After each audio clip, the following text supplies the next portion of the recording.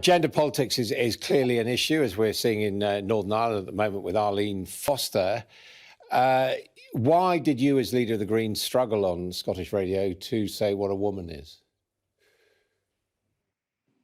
I'm not sure I remember struggling to answer that question. I mean, very clearly there are some people, and they are a small but vocal minority, who, for example, don't accept the equality of transgender people, which was legislated for more than 15 years ago, when the creation of the Gender Recognition Act was necessary to restore trans people's human rights, which were being breached in the absence of it. There are some people who've never accepted that. Most people do accept it and don't want to discriminate against trans people or other LGBT plus people.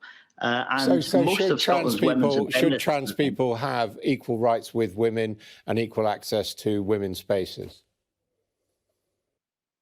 Well, I mean, the trans people and women are not two separate groups. There are trans people who are men and there are trans people who are women, and a trans woman should not be discriminated against for being trans. But a trans person who identifies as a woman, a trans person who identifies as a woman, should they have the same rights and same access to women's spaces?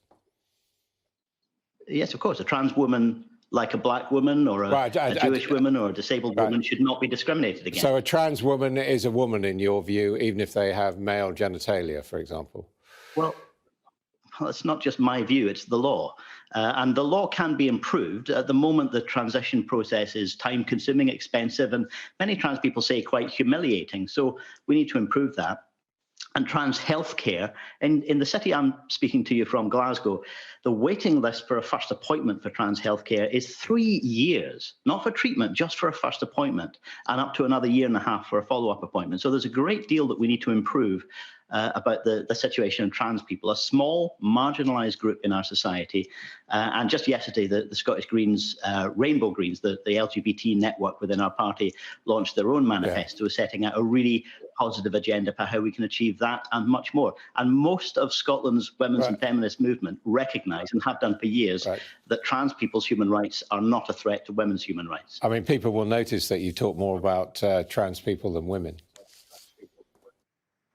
Well, they might think that based on the kind of questions you've been choosing to ask me. But if you look at our manifesto, you'll see a very strong agenda in relation to issues from decriminalising abortion to improving, making legal aid available for domestic violence cases, indeed to abolishing the not proven verdict, which results in a great many sexual offences and domestic abuse offences, resulting in a lack of justice for victims. So there's a huge amount that we need to do on this agenda and more.